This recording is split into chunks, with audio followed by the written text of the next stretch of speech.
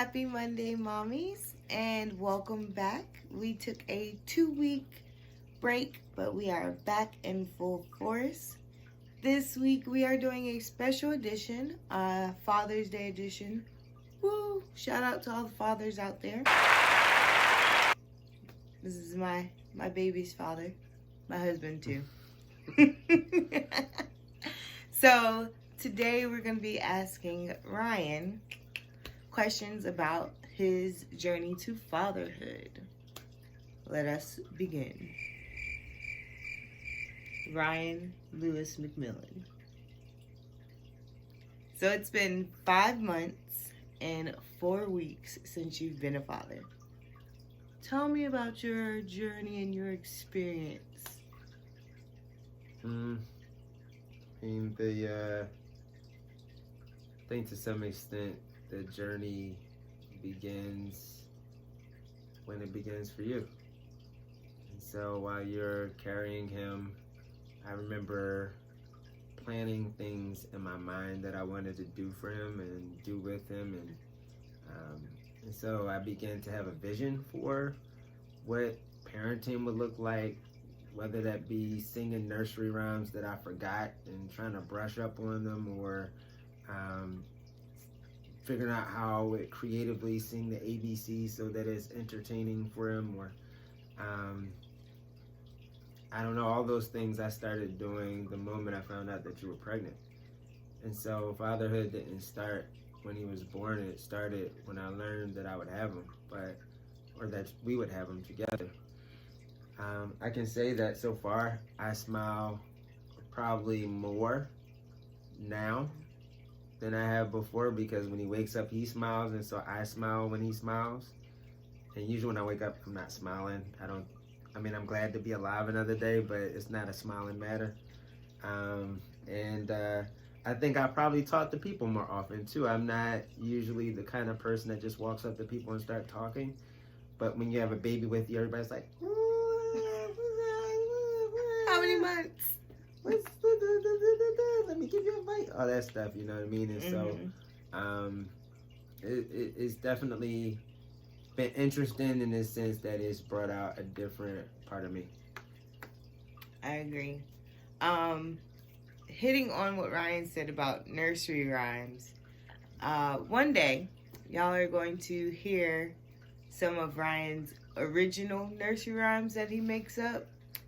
I call them realistic nursery rhymes because he's using whatever moment Micah is in and turning it into a song. Whether Micah's crying and he's saying, it's all right, it's okay, go to sleep, close your eyes, it's all right, it's okay. It's actually really catchy. But one day I'll show it to y'all. So with that being said, how was your first Father's Day? Was it like everything you dreamed of, or was it different because of the COVID-19 and what's going on? Like, you were able to spend your first Father's Day with your father and your son. Mm-hmm. So how was that? It was an interesting experience. I don't think Father's Day is as elaborate as Mother's Day is, and so I can't say that I was I ever dreamed of Father's Day. I definitely dreamed of being a father and fathering him every day, but in terms of that particular day, it was good to be with my dad and to be with him and to have 3 generations together all in one space. So I enjoyed that. But I think on Father's Day my focus was more so my dad than it was being a dad. Mm-hmm. I find that often, well, the fathers in my life, my father, my grandfather on both sides, my husband and his father, they often think about everyone else, even when it's a moment for them to think about themselves. It's interesting. would you say that, that's what you've experienced with your father, that he puts first everybody before he puts himself or thinks about himself? Yeah, I think in terms of just, I know it is in some ways like traditional, but he was a provider, is a provider, and provide like security and so forth and so on for his family. Mm-hmm. And I think that was important for him, and it's important to me. And so like, that's primary.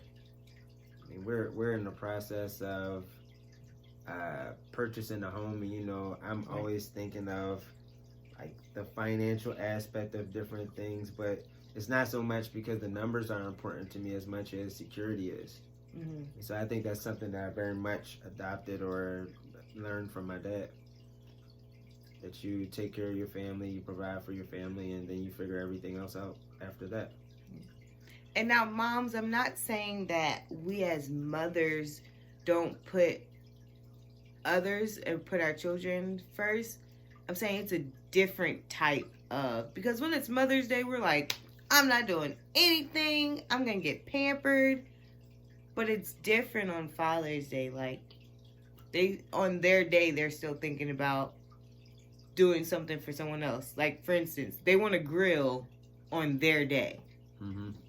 And we're supposed to be the ones that pamper them. So, it's interesting. Yeah. Moms do a lot. I think we enjoy ourselves differently. And so while some mothers will desire to, like have their children all in the same space and go to a worship service or eat dinner together, it's like, what I really want to do is put some steaks on the grill. Like, you know what I mean? It's just different. It's just different in terms of the things we want. Very true. So, in all of this and getting to know your son, recently I've started going back to work. Grateful to have a job, but it's hard being away from my son and my husband. So you've been spending more one-on-one time with Micah. How important is that for you to have that time, that bonding time with just you and him?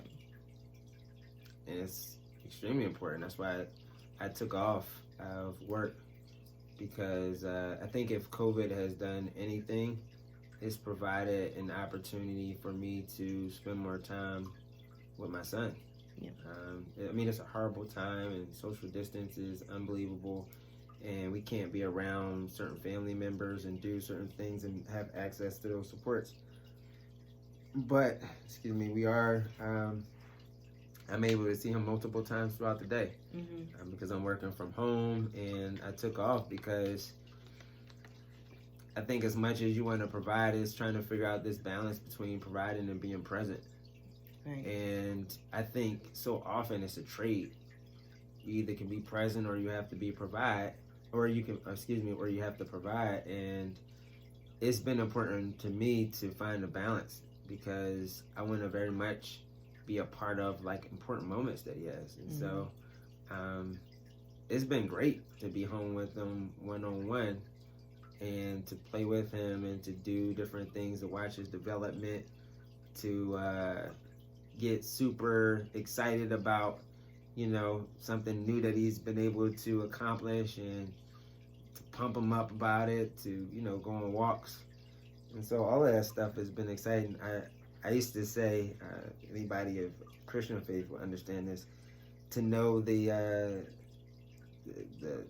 Father is, the Son is to know the Father, you know what I mean? And so I think being with him also shows me a lot about myself, because you realize, like,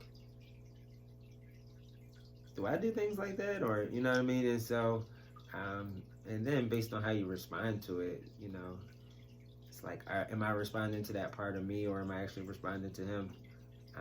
So I can tell you what I've learned. I've learned a ton about myself in terms of, I think you think you're patient until you have a child. That is true. And then, because it's like you don't want to be You don't want to be mean. You don't want to be a bad parent. You don't want to be irritated, even if you are actually a little irritated. You don't want to be annoyed, even though it's annoying sometimes.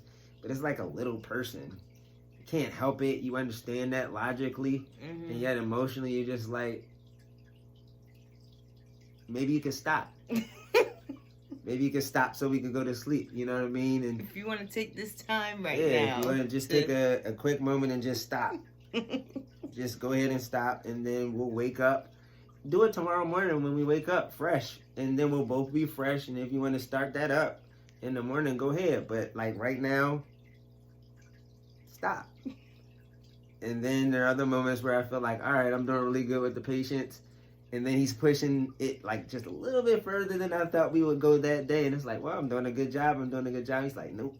You're going to be more patient than this, you know? And so it's like, I guess I am. I guess I am going to be more patient than this. And, I mean, it certainly has made me a more patient person.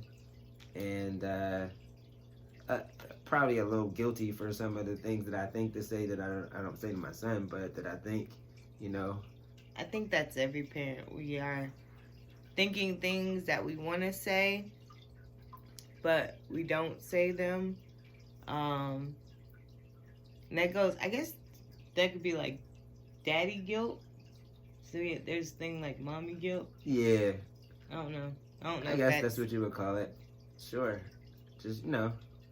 I want him to know that I love him. I also want him to stop. I love you, and I love you when you stop too. You know what I mean? I love you when you cry, and I still love you when you're not crying. I love you when you cry, and I love you a lot when you stop. So, like, this is a good moment. But you don't want to look forward to somebody going to sleep. Right.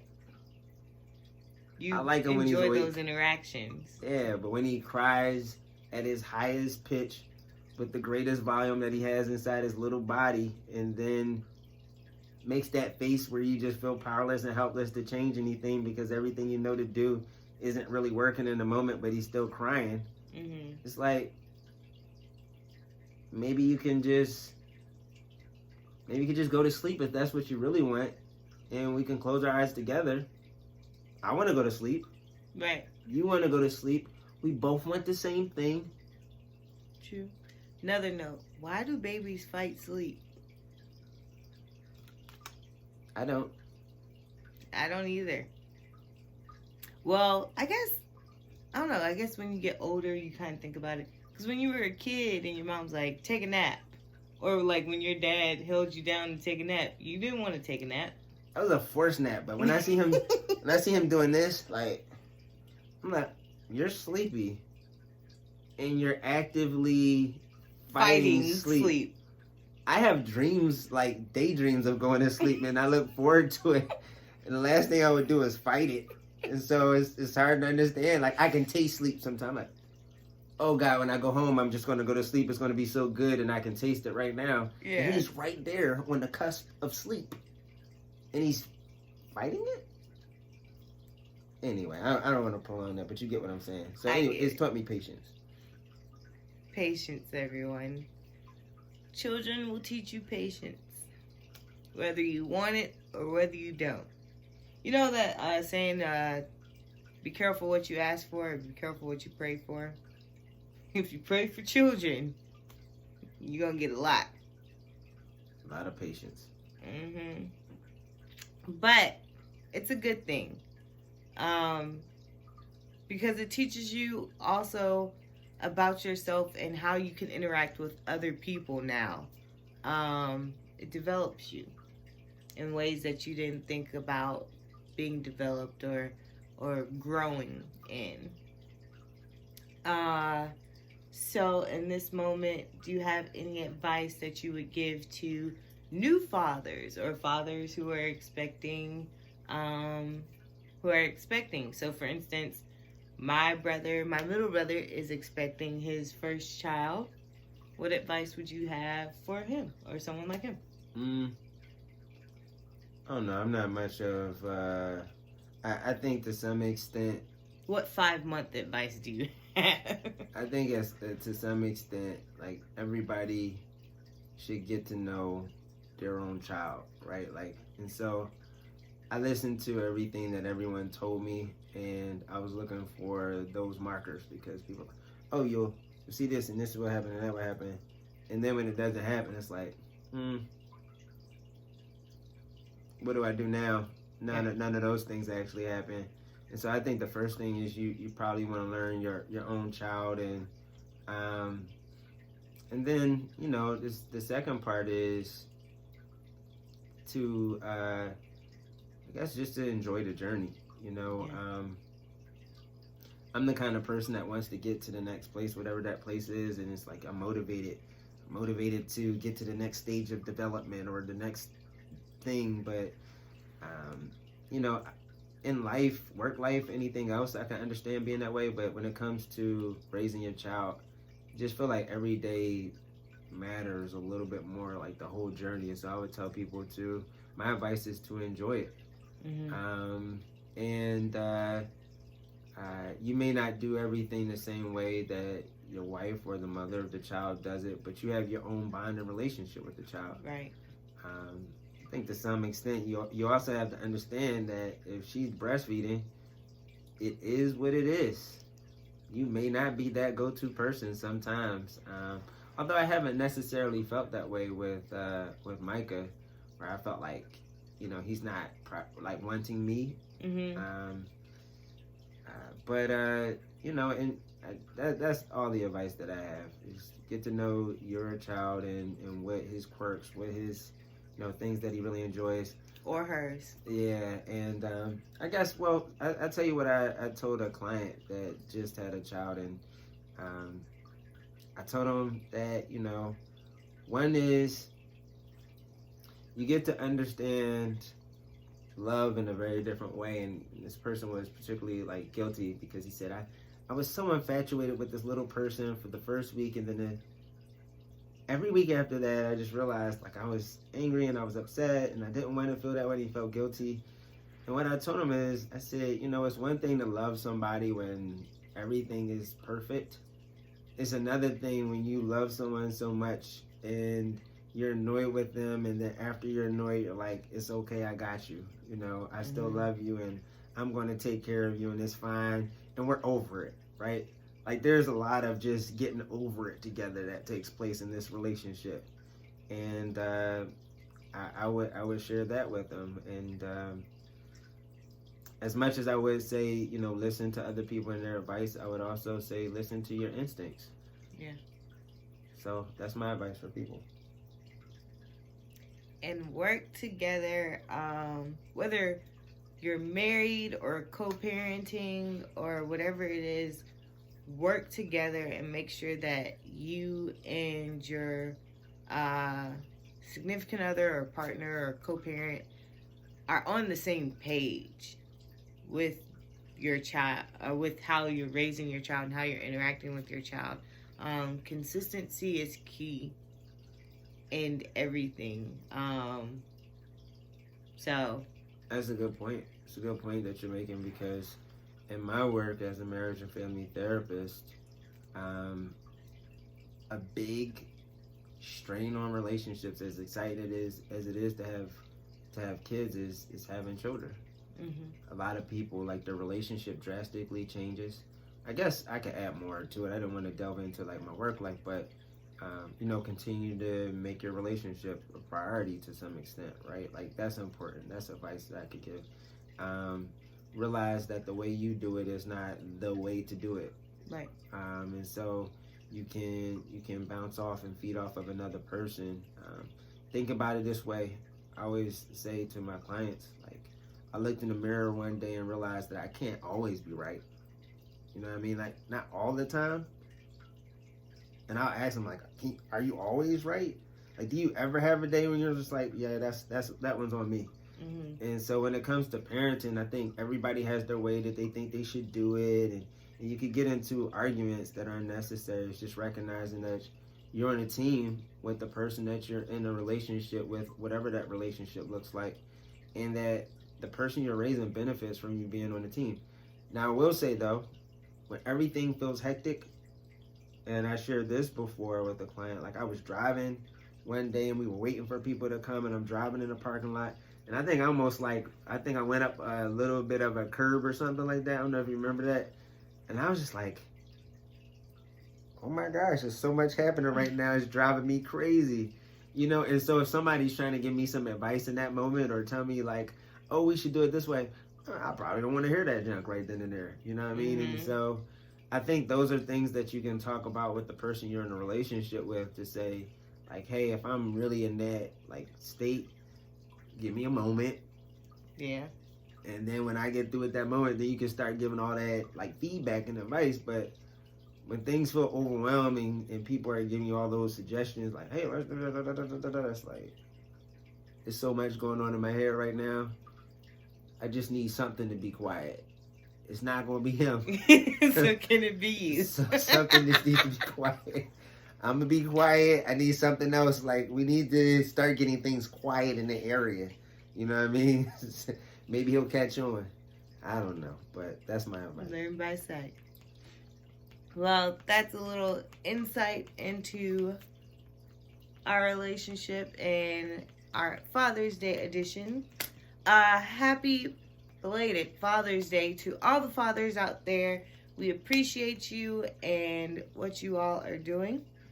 And we will see you all next time. Like I like to say, we all may have different journeys, but we can all learn something from someone. This is not the last time you'll see Ryan. We will be doing more. We're weaning Micah off of breast milk, and we're just going to do the bottle. Well, no, he's going to be on breast milk, but we're just doing the bottle, so we'll let you all know how that goes. All right, we'll see you all next Monday. Have a good one. Hello, mommies. I hope you enjoyed today's interview. Make sure you share and subscribe and click that bell at the top. We'll see you next Monday. Say bye, Micah.